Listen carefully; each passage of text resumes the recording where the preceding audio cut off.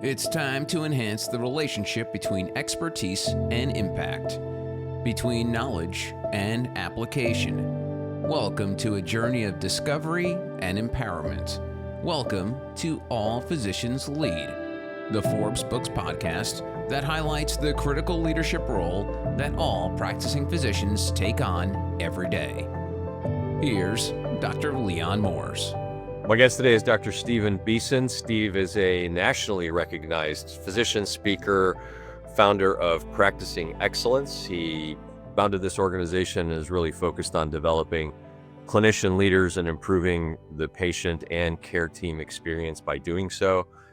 And I'll promise now not to do my best to sound like I'm campaigning to become president of the Stephen Beeson Admiration Society, although I admire what you've done quite a bit. Steve, it's truly great to have you here. Thanks for making the time. I know you've got a lot going on. Welcome to the All Physicians Lead podcast. No, delighted to be here, Dan. Delighted to be here. Very, very, very, very exciting stuff. One of the things that we like to do, start out, everybody's got a story, your origin story. I know that, Marvel Comics is never going to do mine on the big screen, but we all have one. So, how'd you get into medicine? Where'd you grow up? What were the thought processes? How'd that play out for you?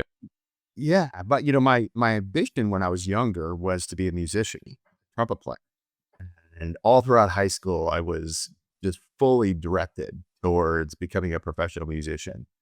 And as I finished high school, I had an uncle who was a neurologist on the East Coast. And after finishing high school, we went to the Spaghetti Factory, which is a restaurant here in Southern California, and had dinner together.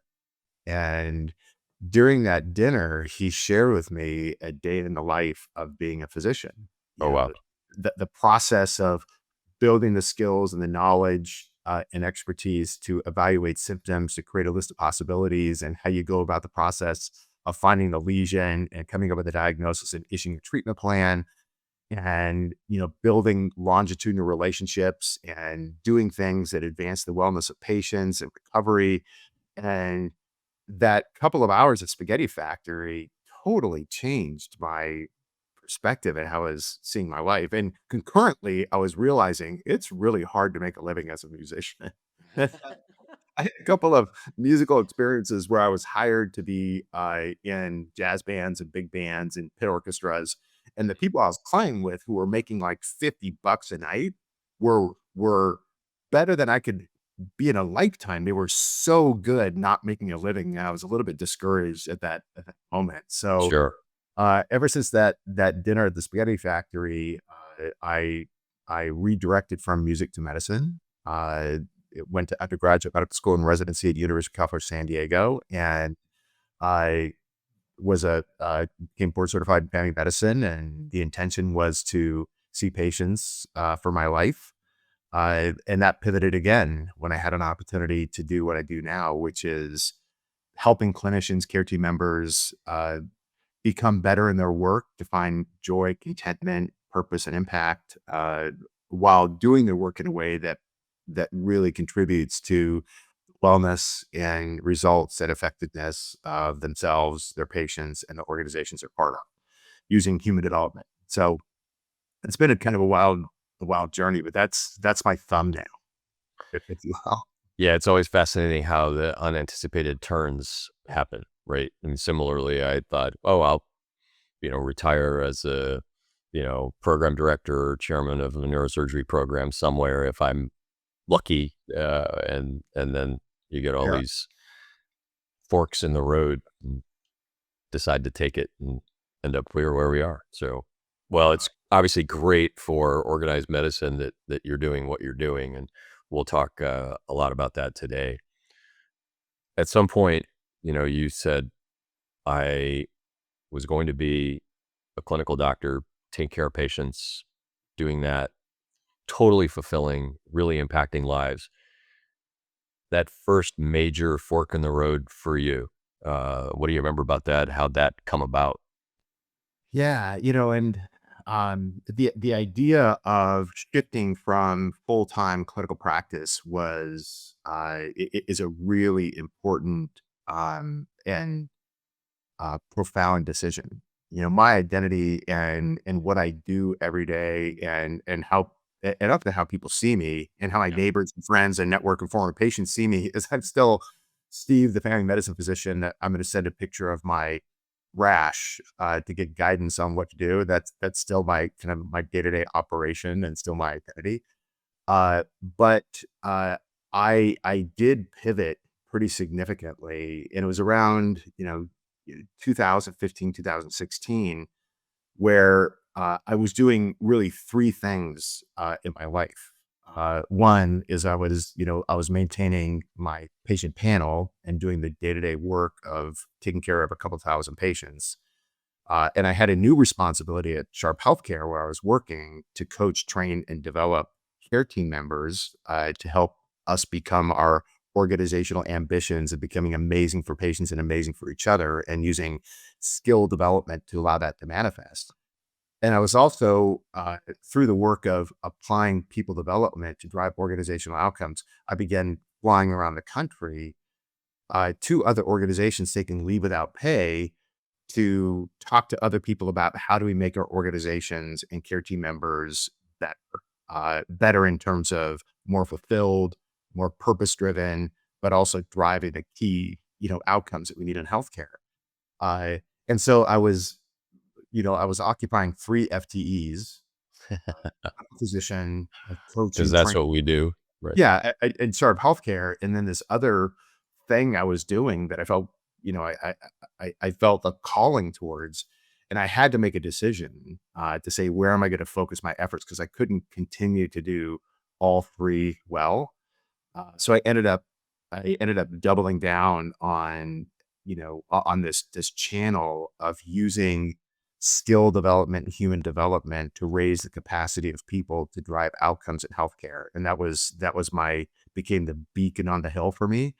I and so I ended up walking down that channel. I still, I still see myself in the exam room, and that's my identity. But my day to day work is leading a company that advances skill development to drive outcomes in healthcare. Yeah, that's fascinating. You touched upon it, but expand if you will, and you have expanded on it quite a bit. Very well marked up copies of your books here that I've Right. used and recommended to people and given out copies over and over and over again. But the Sharp experience, if I can play silly word games, was probably pretty formative for you in this Yeah. journey.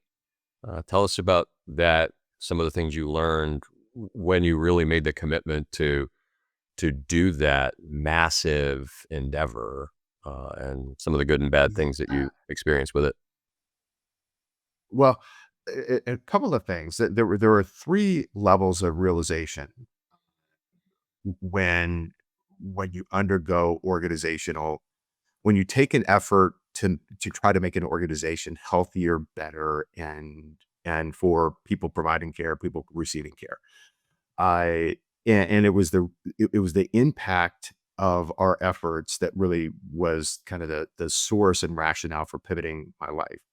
First of all, the Sharp experience was in the results that we were able to create with that at Sharp Healthcare was the work of many, many, many people. Sure. There were huge, amazing groups of committed leaders and frontline care team members that were committed to becoming better for patients and better for each other, better as leaders that drove the results that we were able to create together. But there were three things that I saw that prompted me to say, helping people become their best is a worthy journey. And the first was with myself. And I was, when I was selected to become the sort of the physician medical director for the Sharp experience, I was not particularly skilled in the things that I later learned about, meaning how do we really truly partner with patients? So we know well beyond their registry of symptoms and their underlying diagnosis and evidence-based treatment plans. but who they are, what matters to them, the lives that they lead, what their hopes and dreams and ambitions are, what they want and what they don't want, and what their responsibility is in advancing their wellness. All of those can manifest by interfacing and build a relationship with them. I didn't know how to do any of that stuff, and I didn't even know that I didn't know how to do it. I It's not what just we're trained to do, right? Right. That's not part of our. I can, gather a group of symptoms, create a differential, test against it, get to the root cause, issue a treatment plan, and next. I mean, that's what we're afraid to do. Uh, and so as I learned what I later taught about how to deeply connect with patients, I found a great restoration in the joy of medicine. And I got to admit that in advance of me forging deep relationships with patients and colleagues and teammates, and as a leader of the team, when I began to do those things that I later learned, before doing that, I found medicine exhausting. And it was before burnout was really well characterized and well articulated, and there was a sense that this is a significant issue of healthcare. I was really challenged with, I don't know if I can keep doing this. But when I learned the skills of deep patient connectivity, and the oxytocin and serotonin, dopamine pulsing that would come from that impact, I found that I was looking forward to medicine again. I found joy in medicine and effectiveness in medicine. So that was the first realization that becoming better on things that we didn't learn renders improved outcomes for our patients, certainly, but most importantly, to finding joy for ourselves. So that was the first realization, that it made a transformative impact. And then what I also noticed with my colleagues is that when we started coaching, training, and developing clinicians to better connect with patients and to more effectively lead their teams in the clinical microsystem setting, they found similar experiences, meaning, man, our team is working really well together. People are, bringing forward ideas. They're actively contributing. They feel recognized and appreciated. They're challenged to bring their best, and we're all contributing to a shared purpose and a mission. And a physician can help orchestrate that by leading their team effectively, as you have written about and been an advocate and champion for decades now in your brilliant book, All Physicians Lead.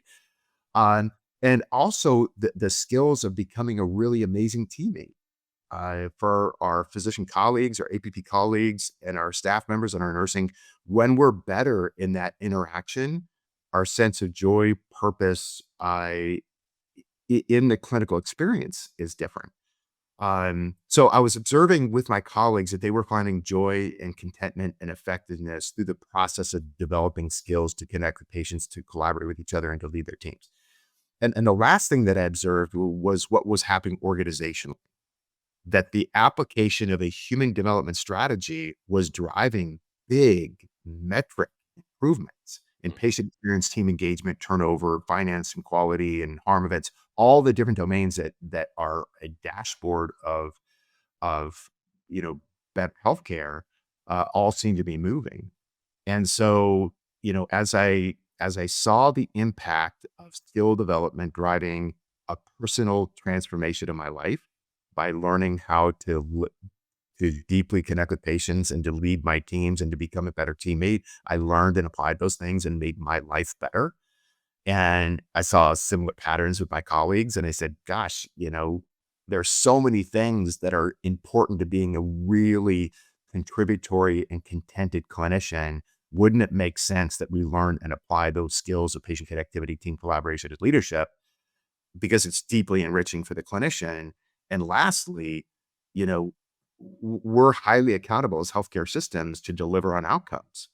Um, Gosh, it makes sense to develop our people to raise the capacity to deliver on those outcomes with their behaviors and how they show up, particularly since those behaviors and how they show up are deeply enriching for them. So those observations said, this is a life worth pursuing, and and in part, to be able to dedicate my life to, help advancing the skills of care team members to be their best. And so that was the underlying observations. That was the rationale for the pivot. But I had a super hard time leaving the full-time camera. Super hard. Like you said, it's a huge chunk of your identity, Oh right? my gosh. Not Yeah. just external Oh my identity, God. but your own internal sense of self. Yes. 100%. At some point, we all need to hang up the stethoscope, but I'm not ready yet either. So, um, you brought up an incredibly good point. You've written about it. You've just described it wonderfully. That the changes that can occur in industry, what they call at the point of production, in our business, the environment of care, really influenced by those, if you will, frontline clinicians, doctors, nurses, everybody. But at APL, we focus on physicians because sometimes I bring up hard truths, and I can do that because I'm a doctor and I won't get poked at.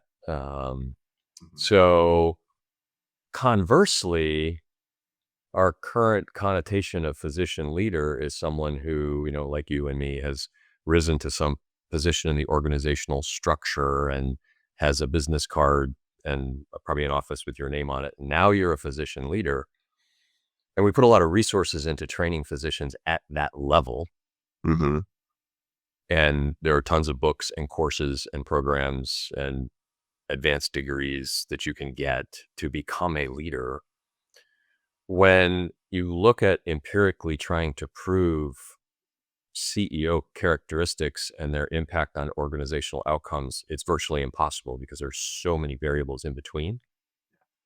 However, in all industries, including healthcare, as you again have just described beautifully, the impact of the frontline managers, doctors in this case, as we talk about that, is very easily demonstrated to improve, as you just said, retention, error rates, environment of care, patient experience, and ultimately, although this one's harder to prove empirically, patient outcomes.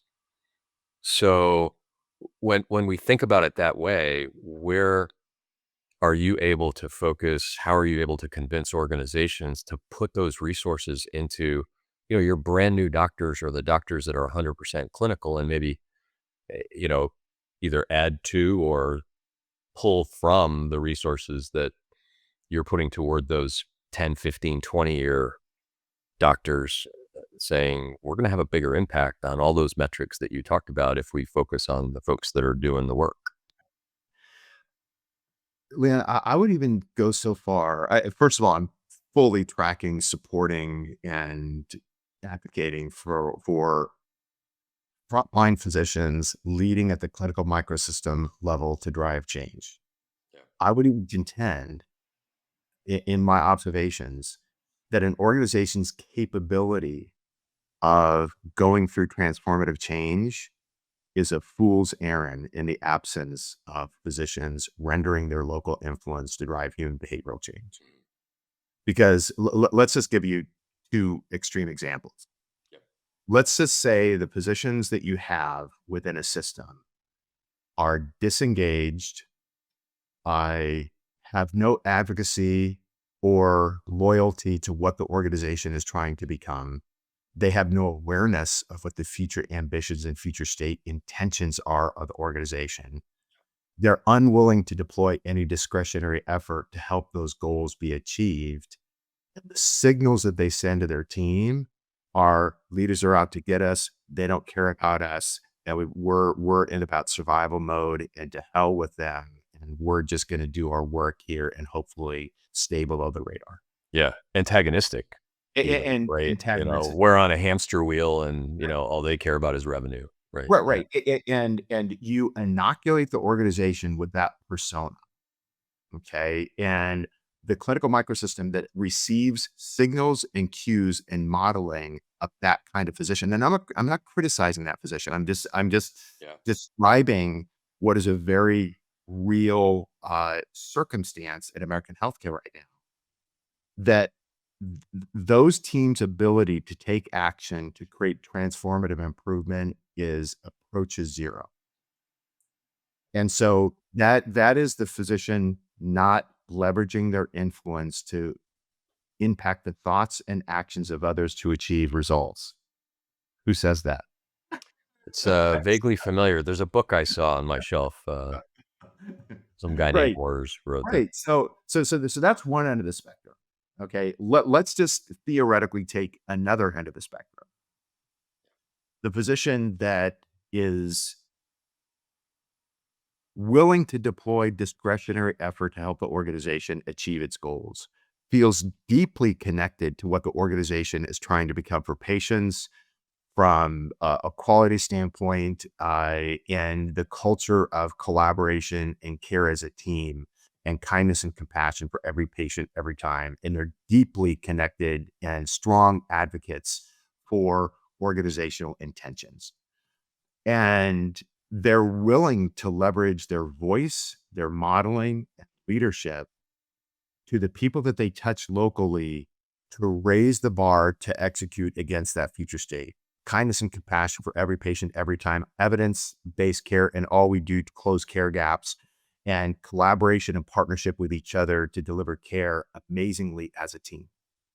The how the clinician shows up, and those two physician personas will predict the capacity of change. So that's observationally, and I think there's very, very good data to show that when physicians engage, participate, and leverage local influence to drive change, they drive change. And when physicians are disconnected, disengaged, in despair, overwhelmed, exhausted, then the team will follow those cues and will perform at a different level. So the question is, and everybody would advocate, yes, we want the engaged physician who's leveraging their influence to make their team better. Everybody wants that, right? The question is, what is it that creates those highly engaged clinicians versus the deeply disengaged clinicians? And how it is that we lead our clinicians, and how we develop our clinicians are the principal determinants of how clinicians migrate to the highly engaged versus the deeply disengaged. Meaning, when clinicians say, "I have a voice here, I am appreciated here, my administrative burden is decreased here. We are going to goals that deeply sync with my identity as a healer, and I can advocate for what we're trying to become, our future state goals. Hell yes, that's what I want to be a part of. I'm gonna not only do it myself, I'm gonna advocate and champion for it, and I'm gonna defend it actually.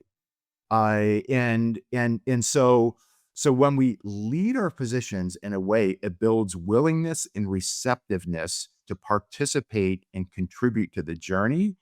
And we develop our clinicians with the skills and actions to lead their teams locally with growth mindset, team intelligence, team enablement, gratitude, leader as coach, all of those things. Those are specific skills.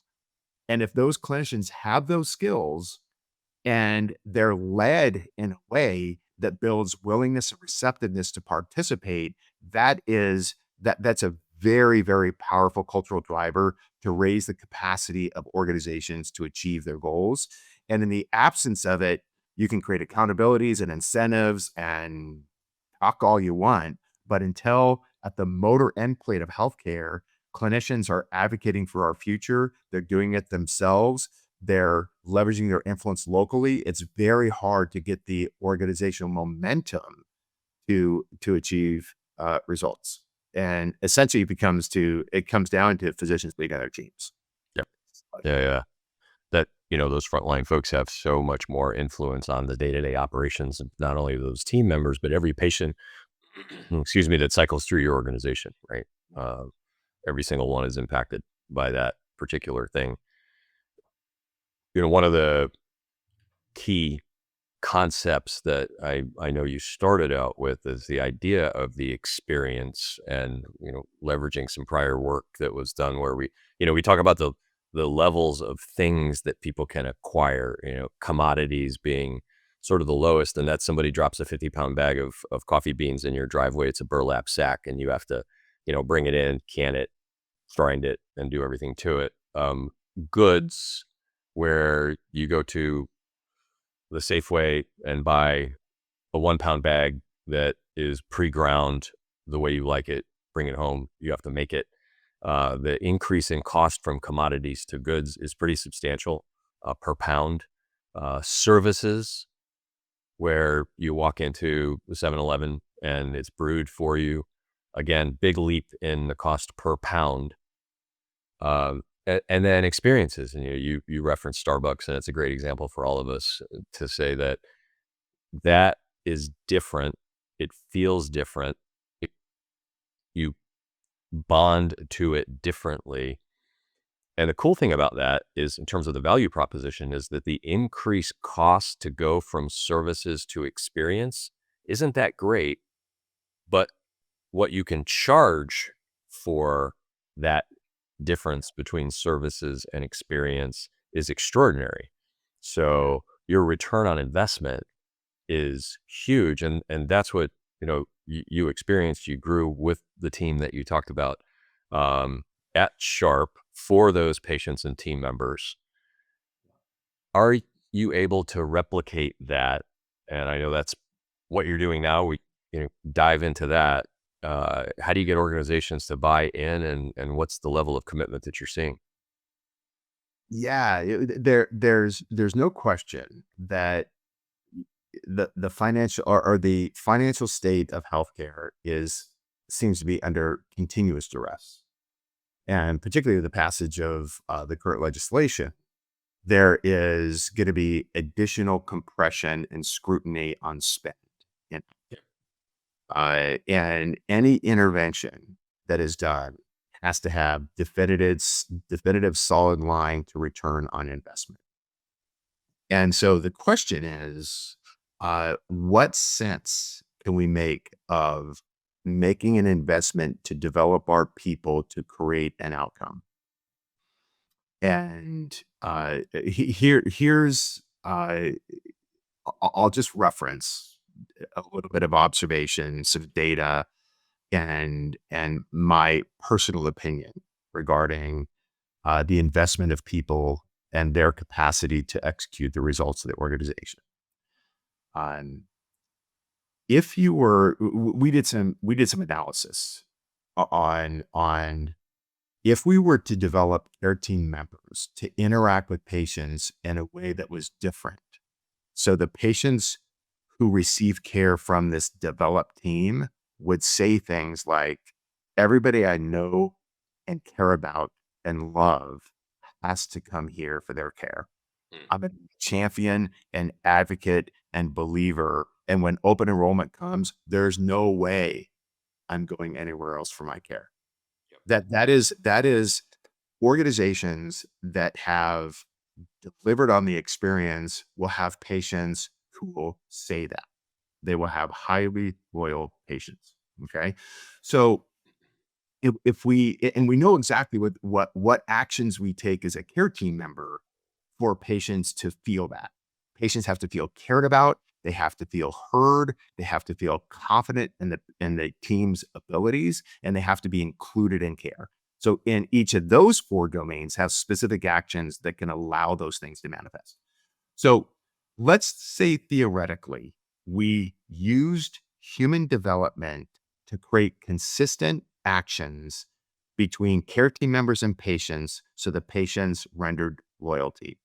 What we found in our analysis, and this is more in a capitated environment. These are capitated estimations, but the commercial insurance has similar calculations that we estimated based upon our models that the retention of a single patient of a single clinician over the course of a year would render about a 20 to 25 to 1 ROI in terms of the cost of investment of the development of skills to render that loyalty. What we also know is that, according to AMGA data, that the out-of-network leakage meaning patients deciding to go out of network, at the top line revenue loss on a per physician, employed physician basis is about $700,000 per year per physician. And about 40% of that out of network leakage is by virtue of entire indifference by the patient to the care team system and the care provider. Wow. Yeah. So, That makes sense though, right? I mean, right. it's good data and it's intuitive. Right. So when we talk about how do we how do we create consistent experience between care team member and patient that is reliable and at every touch point of care so patients stay, the ROI on that notion is very, very, very powerful. And I got to tell you, at Sharp Healthcare, we had not only patient experience and team engagement and talent retention transformation, we had a financial transformation. And it was by virtue of patient loyalty. We were able to grow market share for 10 consecutive years in a very competitive region. So the investment in skills to connect with patients, I think, has compelling ROI. And I would also contend, per a conversation about developing leadership skills, not only formal leaders, but also, as we would, you and I's, our passion in life mission is to develop all clinicians as local clinical system team leaders. That when we develop leaders to engage their people, if you look at across all industries, looking at big metadata sets, that the ability to retain clinical talent, engage clinical talent is 10, 15, 20x better in those organizations that develop their leaders to better engage their people. I mean, the data is ridiculous. So if we were to say, gosh, we're going to develop all of our leaders, manager and above, on evidence-based leadership skills to retain our people, and you're able to retain in a 500 physician group, one clinician over the course of a year as a result of broad leadership development efforts, and that's a conservative estimate. Right. That pays for all of your development, The entire program. organization for about 5 years. Yeah. So doing things that retain and engage our people and doing actions to develop the skills to keep and retain our patients, for me, is in the no-brainer category. And, to say, oh, we got to cut $110,000 to develop our people. Not only do, particularly younger, people that are coming into an organization, they want to ascend. They want to be grown, developed, and advance. And if you don't offer that because you've cut it, not only are they not going to be doing the effective behaviors to retain patients, that retain people, but they're going to bail on the organization because they don't see a future here. So despite all the financial headwinds, I would consider the development of people to be an investment that renders powerful ROI. But at the same time, if you're going to develop a human development strategy, you've got to map it to engagement, retention, patient experience, and out-of-network care. So we're driving tangible, quantitative outcomes as a result of the investment, because I think that's a circumstance in this tight financial conditions that we're all in right now. Yeah, and these are all so tightly bound. It's this virtuous spiral where you get folks that are this engaged, then that metastasizes to everybody else on the team. They become more engaged. The patients are more engaged. Everybody's happier. Yeah, it's a flywheel. And it just keeps advancing, even if it was a neutral cost revenue number, but then that's going to drive all the things that drive revenue, as you said, market share, right? Oh my God. complication rates, readmission rates, all these things that matter on your financial bottom line are impacted by the performance, the engagement, the error rates, the retention. Retention is such a huge, we measure it, but we really don't calculate the true cost every time we lose a team member. Oh, yeah. on any spreadsheets that I've seen, on any income statements that I've seen. If anything, it it looks a little positive because you're not paying salary and benefits for that gap. But we know there's good data out there that shows how much, not just loss of a physician, but loss of a nurse, a technician from a team is a huge cost. Just moving that needle a little bit by making the one of the key drivers of the environment of care, physicians, their attitudes, Yeah. a little bit better. Yeah, and then you've got to re-onboard them. You've got to, acclimate them to your culture. So when there's turnover of people, and again, the engagement equation, meaning, we refer to as engagement as I'm going to stay here. I would recommend this place to colleagues. I will deploy my discretionary effort to help this organization succeed. I will use my voice and my local influence to help the organization become better. I'm gonna advocate and champion for our future state. And this place where I am is everything what I hoped my professional life to be. Yeah. That's engagement, right? And about 70 to 80% of the entire engagement equation is how their frontline leader is leading them. And the variance regarding frontline leader skill and action is wild. Some are people pleasers, some have no candor, some are command and control, some are micromanagers, some don't communicate effectively, some belittle and intimidate, don't create psychological safety, some don't Yeah. tap people for ideas, some never develop and there's 12 known evidence-based leadership skills that are known to engage people, and that engagement of people is a dependency for organizational culture and the capability of getting results. And the idea of we're not going to develop our leaders to engage our people is, you might as well say we're happy with how we are. Our ambitions to achieve our organizational future state goals, we hope it happens, but we have no deliberate pathway Yeah.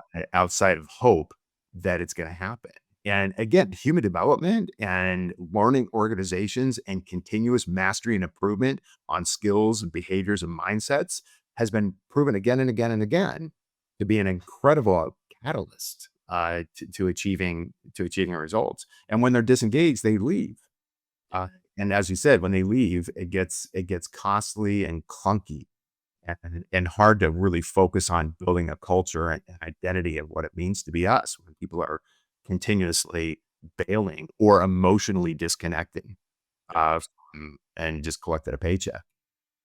Yeah, and all our teammates are very mobile in healthcare. Oh my, You can get a job, particularly in a packed market where, you and I work. Um, you, you can find a job tomorrow, very, very, very easily. yeah, yeah, You mentioned earlier the unknown unknowns, the things you don't know. And when I think about leadership training, we don't have sort of a baseline knowledge of even what skill sets we necessarily need. I go back and forth with folks all the time when we're talking about our leaders made or born, and people are like, "Oh no, they're definitely born leaders." Well, the funny thing about that is you don't necessarily look at a 6-month old and go, "Oh, there's a born leader right there," right? I mean, by the time you categorize someone as a quote born leader, they're at least in high school or college or in a job, and you see people following them because they seem to be a born leader, but they've had enormous experiences up to that point in life, whether it's community, church, parents, sports teams, coaches that have created this person who looks like a born leader because they're relatively young and people follow them. yeah, But as you just said, there is the bell curve for leadership skills and styles is, wider than my arms. And we see all kinds of stereotypes that stereotypes are there for a reason, of doctors behaving in ways that we go, well, is that the best way to lead in that environment? And if you're not self-aware, if you don't self-manage, step one and step two, and you don't recognize that, I'm a neurosurgeon, right? So my default style is pace setting. That's just, and that's great at 10 o'clock at night when a kid's been hit by a car and we're in the OR and there's blood everywhere and people just need to move, but doesn't work nearly as well the next day in clinic and doesn't work at all the next day in the executive suite. But if you're not exposed to that, if you don't know that there are different styles, if you don't have some language to put to it, if you're not coached every now and then saying, that interaction that you had with that patient, family, nurse, administrator, whatever, how do you think that went? Did you feel uncomfortable? Is there any way it could have gone better? Are there different things? That kind of coaching is something, I hope we can get to culturally in 20 or 30 years in medicine, that we're not just coaching people on their cognitive skills or their technical expertise, but also their interpersonal skills, leadership skills in that healthcare environment. What does that sound like to you? Well, I would quote somebody that I know, you, where, and I'm flattered. I reference all positions lead almost every single day because Wow. it's so deeply connected with what I've observed in terms of physicians leveraging local influence to mobilize their team to take action to achieve a result. Yeah. And the result is not only we're turning red boxes green, but the result is people saying, I love coming to work and I love my crew. And I feel really valued and we're getting good stuff done. And we laugh together, we tease each other, we feel really safe and we support each other, we look out for each other. And this team is killer. Yeah. If clinicians show up as a really effective local leader, all of that is possible. And you said in your book, I our leadership skills as physicians are as important as our clinical skills. Yeah. And we pay almost no attention to it. And you brought up a couple of the key points. I think part of the process is the realization and the declaration and the reflection that I am a leader and how I show up has profound impact on how my team goes. And that self, that self-realization and declaration is an important part. And the next question is, what do I do to effectively lead my team? And you had mentioned one of the key skills, and we always begin the process of leadership development with leading self. Uh, That's leading self is the formulation of your identity of what does it mean to be me? What do I stand for? What is my do this and don't do this compass that will guide everything I do, my value system, my registry of identity? Because once we formulate that, if they say I'm going to be a collaborator, I'm going to be grateful for the people that I work with. If there's a challenge, I'm going to speak up. When I speak up, I'm going to do so honestly and respectfully, and I'm going to model the behaviors of what I want from other people, and or whatever that identity is. People have to go through and say, what does it mean to be me? And then to have an immense awareness of my impact on other people, and to realize and to utilize that feedback from other people to formulate and adjust and grow as a leader in the spirit of self-awareness. So, I think the process is not only a realization that we have tremendous capacity and influence to lead. All physicians lead. And the second is, what actions do I take to adaptively lead my team? And that process there of what actions do I take is where I believe, and I know we've had conversations about this, the application of leadership development for all clinicians who lead their clinical microsystems And there's not yet organizations that are doing this well. I would say it's every chief medical officer that I speak to and I say, what about the idea of certifying every single clinician on how to effectively lead their clinical microsystem using basic evidence-based leadership skills? What do you think about that idea? I've yet to meet a CMO who said anything but yes, 100%. That's what we should be doing. Which is the exciting conversation with you because you're the tip of the spear in regards of advocating for all physicians lead. But the hope and the dream is to develop a skill development mechanism so all physicians can learn how to lead. And the byproduct of effective local physician leadership is all the downstream impact of engagement, retention, and culture that can happen when we're leading well. And we get away with it in medicine for a couple of reasons. I mean, physicians are, I'm not, patting ourselves on the back here, but, smart, dedicated, hardworking, care about patients. And because of all that, there's a wide range of behaviors that are acceptable. And we have moved that benchmark in, my decades of experience. There are things that you could have done 30 years ago that you're certainly not going to get away with today. But that's just really the whack-a-mole. If you're really bad, we're going to call you into the CMO's office and you'll get a performance improvement plan and you can't act like that again, rather than saying, well, we want to take everybody and move them, not just the 2 standard deviations out actors that are acting badly.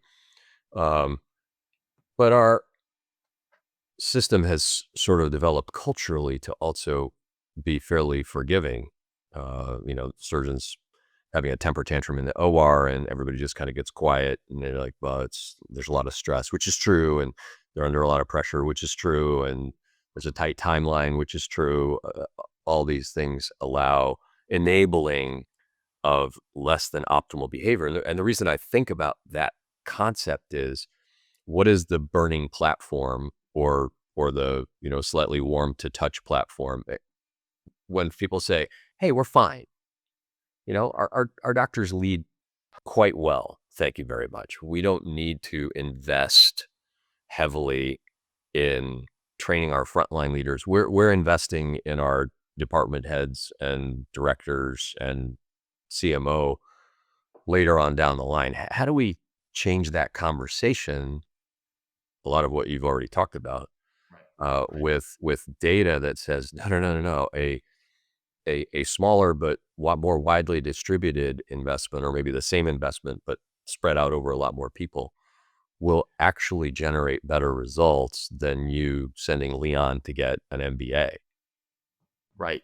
Well, I think those are critical questions. And I would offer up the observation in the literature that shows that it is frontline leadership that drives outcomes. And it's leaders who are proximal to the front line. And, directors and executives, as you referenced, there's just very little correlation between the attributes of the executive team and the outcomes of the organization. And if we, as decision makers and those that decide how will we deploy our resources to best improve our organization, investing in the frontline leadership capabilities, which include managers and clinicians, Right. I believe, and the literature supports, to have the most profound impact on the things that we care about, meaning engagement. Meaning we're measuring engagement and there's clear trending that our people are feeling participatory, committed, and loyal to our organization. And certainly turnover is something that we believe that we can impact, and that has significant ROI.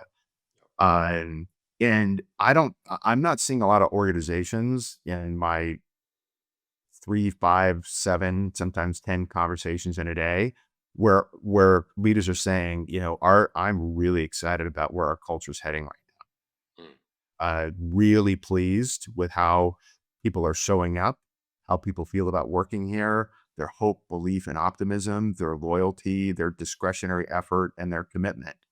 There's a lot of worry in regards to how the care team members collectively, the clinical body and the support body are doing right now. And I think there's no question that how we are leading, and how we are leading locally is the biggest driver of engagement and culture. And then to expect engagement and cultural results to manifest without frontline leaders, including physicians, knowing what actions to take to engage their people, I think is a massive gap. And I got to tell you, at Sharp Healthcare, we did frontline leader development. Yeah. We had 1,500, 2,000 people in a room. It was old school, meaning it was classroom style because we Yeah. didn't have the tools Back we in the have. day. Yeah. But it was a massive investment. I asked our CEO, Mike Murphy, once. I said, "What does all this cost?" And he didn't tell me, but it was definitely in the seven figures. And it was absolutely 100% the development of our people that transform our organization financially, culturally, and made us the emerging leader in a very, very competitive marketplace, was by investing in the capabilities of our people to achieve outcomes. Yeah. Well, it definitely showed. I mean, absolutely remarkable improvement in so many metrics, critical metrics. So congratulations to you and the team for that. You talk a lot, you've mentioned it a couple of times. Expand upon it for folks who are saying, okay, clinicians, be their best. What does that look like if I were to walk in and see my doctor, or if my colleagues and they were being their best in clinic every day? What's that look like? What's it feel like? Yeah, it's interesting. We often look at what makes for an amazing contributory clinician. And I think there's a number of different domains, some of which are well developed and well trained and a part of our maturation as clinicians. And responsibility number one is the ability to diagnose and manage illness and advance wellness of patients. That is a critical skill set for which many clinicians are really, really good. Another key competency that makes for critical physicians is our ability to connect and activate and engage patients in care. Uh, just financially, it's 10 times more expensive to go get a new patient than it is to keep the patient you currently have. And the patient's willingness to participate in a treatment plan, if they don't trust a clinician, is radically different than a really healthy bond. So there's clinical implications. So the skill of I'm really good at rendering loyalty and engagement and participation of patients, that's a critical skill. Equally important is I'm going to be a great colleague, meaning I'm going to send good referrals. I'm going to be there for my colleagues and help and support and provide care together with my physician colleagues. I'm going to position my colleagues well as I send and receive referrals. A physician who's amazing with patients and really good clinically, but not a good colleague, is a cultural wrecking ball. So you got to learn the skills of being a great colleague. And then, as we've spoken about, you got to learn how to lead your clinical microsystem. What are the actions that I take that make me an effective leader, so we can mobilize the effort of our people to bring their best, to actively contribute and to achieve goals in the care that we provide. So a local team leader is critically important, and other skills are critical efficiency. So if you're amazing with patients, you're an amazing colleague, you're clinically really strong, you're a good team leader, but you see 4 patients per half day, well, that doesn't really work. So you got to be clinically efficient as well. And we also have to be steward of resources, meaning if you're really clinically efficient, you're amazing with patients, you're an amazing team leader, you're clinically super strong, but you order 6x more complex imaging than anybody else, making you expensive. Well, in San Diego, you get tiered out of network. So all of these things make for really great clinicians. We're steward of resources. We adhere to evidence, and we're really good diagnosticians. We're amazing with patients. We're amazing with our colleagues. We lead our teams. The mass majority of those things we never really learned on how to do. So, and I would contend and ask you, which of these skills do we want to drop? What do we want our physicians not to do? We're going to say, well, none of those. All of those are great. Yeah, that So one's not important. we're great. So getting those things to manifest requires an organization to continuously develop their people to achieve results. And that's the power of a human development strategy, to allow clinicians and care team members to learn how to become a great colleague, to learn how to deploy safety behaviors, right? Which is a whole other set of opportunity to learn and grow and apply skills. That's right. To learn how to deeply connect with patients. And I've learned, if nothing else, that what clinicians in particular think they do and what we actually do is a chasm. And so when clinicians say, we ask clinicians, do patients trust you? There's not a single clinician that will say no. But if you look at the data and you look at the experience of patients and decisions that patients make, including things like filling or not filling a prescription, there's a huge chasm. But the good news is we know exactly how to build patient trust in that one channel of competency. So wouldn't it make sense to build the skills of patient connectivity to render trust so patients stay in network, participate in care for themselves, and advocate for us in the community? And then for us to say, oh, we're not going to develop our clinicians because those things don't matter very much. I mean, they're that way, but that's essentially the consequence. Just sounds silly on the face, right? Right. So, Steve Beeson, clinician, leader, author, practicing excellence, engaging physicians, continuing great work. Last thought, wrap it up. What would you say to physicians and leadership? I would say we get to decide who we're going to be in this life. We have full dominion over the light that we create, the impact that we create. And despite all of the external locus circumstances and sometimes chaos, when we show up at work, in the exam room, with our teams, we get to choose. And there's a lot of power in that. Well, thank you again, and look forward to more conversations for sure. You bet, Leon. We're gonna do. I'm gonna keep tapping you, and I can't wait to leverage your work and your ethic and your beliefs to try to make healthcare better through human development. So, looking forward to it. All right, best to you. Okay, all right, take care. This has been All Physicians Lead.